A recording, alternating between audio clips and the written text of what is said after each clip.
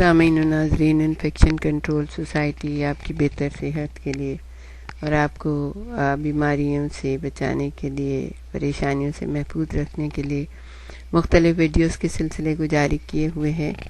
ہمیں امید ہے کہ آپ اس سے استفادہ کر رہے ہوں گے۔ ہم آپ سے آج جس سلسلے میں بات کرنا چاہتے ہیں وہ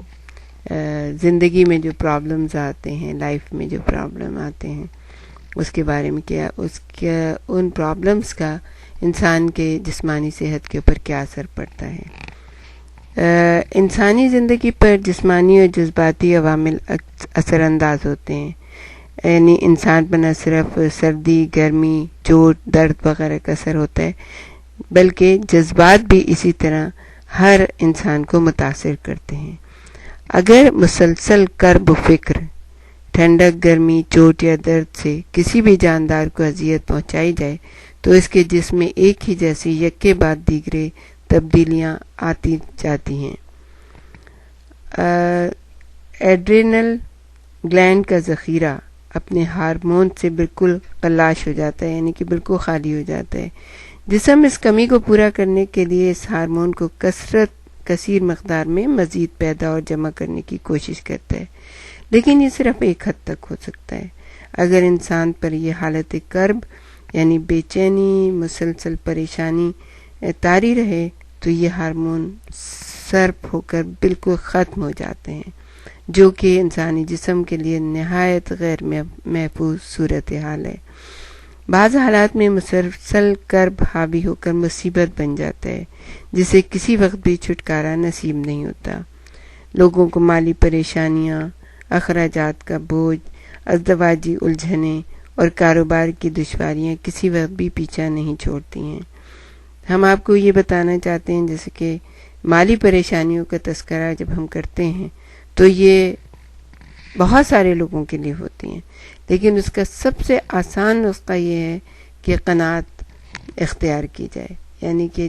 جیسے پہلے زمانے میں کہتے تھے کہ چادر دیکھ کے پاؤں پھیلائیں، تو جتنی آپ کی انکم ہے اس کو اخراجات اس سے زیادہ نہ ہونے دیں، اور یہ انسان کر سکتا ہے، یہ کام مشکل نہیں ہے، لیکن یہ کہ یہ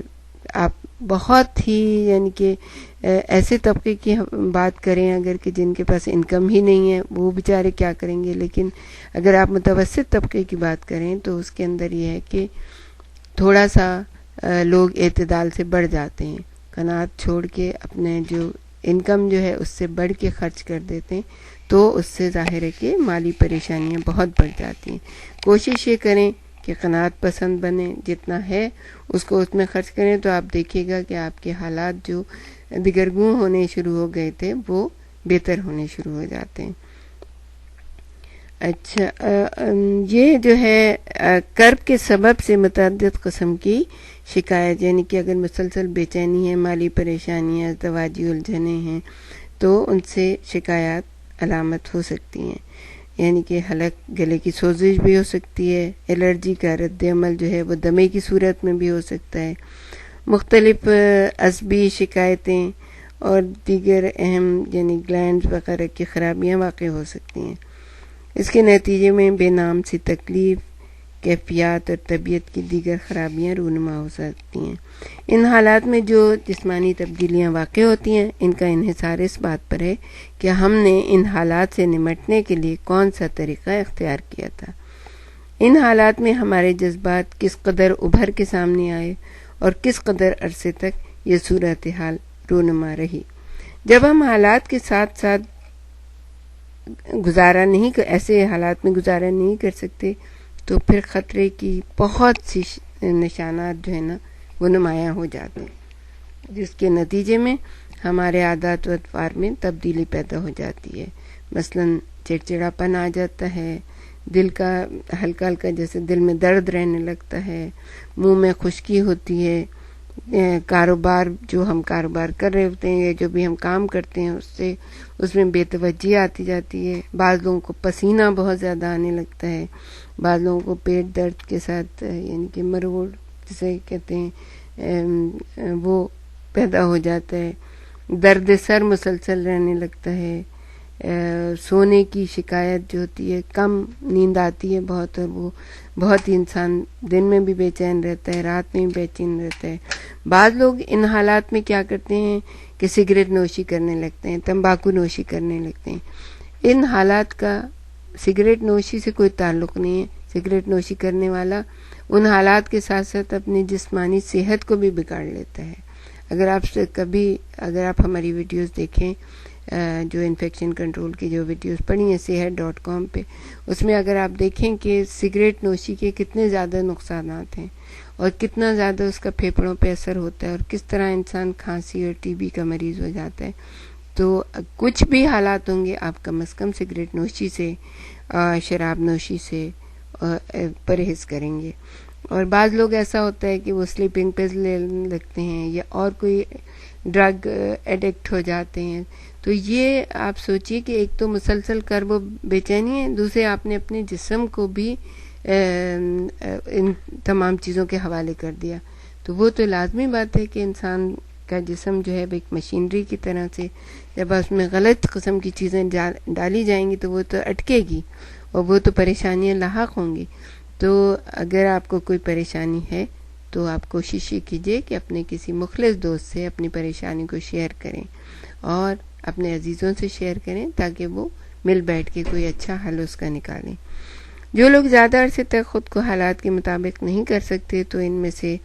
نازک طبع افراد جو ہے نا وہ دائمی امراض میں مبتلا ہو جاتے ہیں، مثلا ہائی بلڈ پریشر، یہ بہت زیادہ کامن ہے، اور معدے کا السر بھی ہو جاتا ہے، کمر کا درد بھی ہو جاتا ہے، السر کے دورے پڑنے لگتے ہیں۔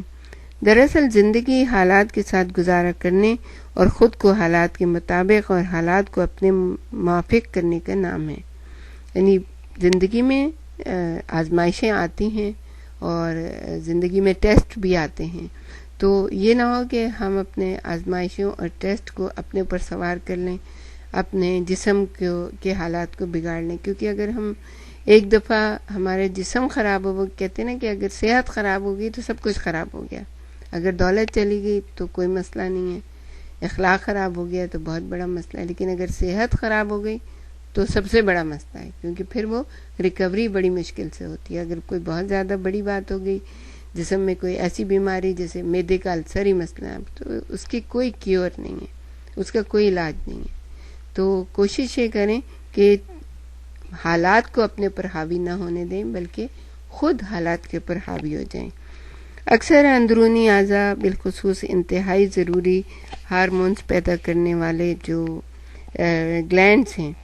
ہر دم بدلتے ہوئے حالات کے ساتھ گزر اوقات کرنے میں آپ کی مدد کرتے ہیں۔ دراصل صحت و تندرستی اور خوشی کا راز کامیابی کے ساتھ حالات کے ساتھ گزارا کرنے میں ہے۔ اگر ہم اس عمل کو کما حق پورا نہیں کر سکتے تو اس کا نتیجہ مرض اور بدحالی ہے۔ کرب حالات سے عہدہ برا ہونے کا انحصار انفرادی اہلیت پر ہے۔ آپ کتنی عقل مندی کے ساتھ، کتنی بہادری کے ساتھ حالات کا مقابلہ کر سکتے ہیں۔ موروثی خصوصیات کہ جینز میں آئی ہوتی ہیں، کہ آپ کے والدین، آپ کے فور فادرز جو ہیں، آپ کے گرینڈ پیرنٹ جو ہیں، جب ان کے ساتھ ایسے حالات آتے تھے تو وہ کس طرح سے اس کو فیس کرتے تھے، یہ بھی تمام چیزیں ہوتی ہیں۔ گزشتہ تجربات جو زندگی میں آپ کے آئے ہوتے ہیں، حالیہ جسمانی اور جذباتی کیفیات پر ہوتا ہے۔ ان حالات سے نمٹنے کے طریقے یہ ہیں کہ یا تو آدمی ان سب کا مردانہ وار مقابلہ کرے،